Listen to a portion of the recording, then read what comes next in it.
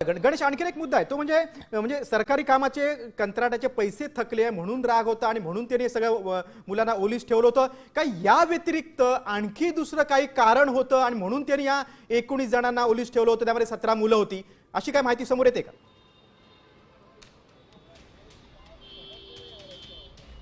नक्कीच अद्यापही या सगळ्या संदर्भातली माहिती आहे ती पूर्णतः समोर आलेली नाही। ते प्राथमिक माहिती आहे ती सगळ्या समोर येत आहे, कारण की या सगळ्यांना आहे ते शूटिंगच्या संदर्भामध्ये ऑडिशनसाठी खरं तर बोलवण्यात आलं होतं आणि त्यानंतरून खरं तर 3 तासानंतरून आज सलग हे 4 दिवसापासून हे सगळे मुलं देखील आहेत ती या ठिकाणी येत होती असं देखील आहे ते सांगितलं जातं। आणि त्यानंतरून खरं तर विशेष करून 4 दिवसानंतरून हा वॉचमॅन जिकडचा होता स्थानिक, त्या वॉचमॅनकडून देखील एक विशेष करून सांगितलं जातंय की हा माणूस आहे तो या ठिकाणी यायचा, मुलं देखील आहेत ते ऑडिशनसाठी वेगवेगळ्या पद्धतीने येत होती। मात्र त्यानंतरून देखील आज नेमकं रोहितने पहिला हा व्हिडिओ केला आणि हा व्हिडिओ प्रकाशित केल्यानंतर या सगळ्या मुलांना आहेत ते खरं तर यामध्ये मारून टाकलं जाईल अशा पद्धतीचं सांगितलं जात होतं, कारण की मला काही लोकांना प्रश्न विचारायचा आहे आणि त्याचे मला उत्तरं जर व्यवस्थित मिळाली नाही तर या मुलांना आहे ते मारून टाकलं जाईल।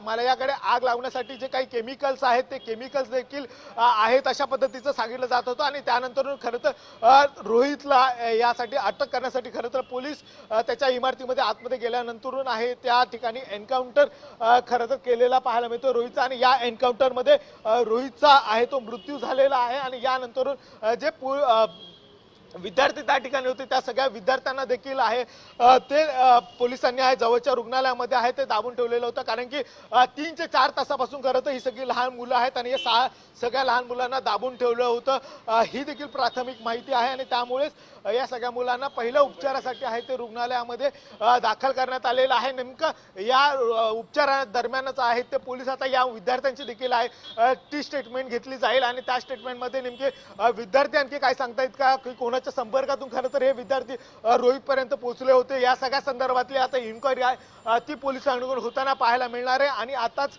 जे सगळे वरिष्ठ पोलीस या ठिकाणी आहेत या सगळ्या संदर्भातला आहे तो तपास होताना पाहायला मिळतो। यासाठी वेगवेगळ्या ब्रांच देखील आहेत त्या तयार केलेल्या पाहायला मिळतं, युनिट्स आहेत क्राईम ब्रांचचे असतील, त्याचबरोबर स्थानिक पोलिसांचे असतील, या सगळ्या संदर्भातली ही इन्क्वायरी आहे ती होताना मिळणार आहे। प्रामुख्याने जर बघितलं असेल तर जे भाड्याने दिलेलं घर होतं या सगळ्या संदर्भात पहिलं ओनरला देखील आहे ते पोलीस आता बोलवू शकतात आणि त्याचबरोबर त्याची देखील चौकशी करू शकतात आणि रोहितचे काही संपर्कातले असतील यांची देखील आहे ती चौकशी पोलिसांकडून केली जाईल असं देखील सांगितलं जात आहे।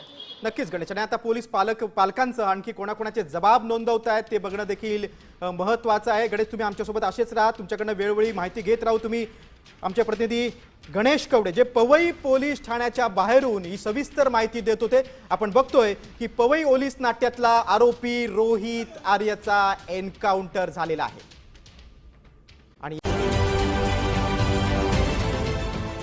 देश विदेशातील प्रत्येक घडामोडींचे लाईव्ह अपडेट मिळवण्यासाठी आता साम टीव्हीच्या सर्व सोशल मीडिया प्लॅटफॉर्मला लाईक, फॉलो आणि सबस्क्राईब करा। तसंच सर्व नोटिफिकेशनसाठी बेल आयकॉन प्रेस करायला विसरू नका।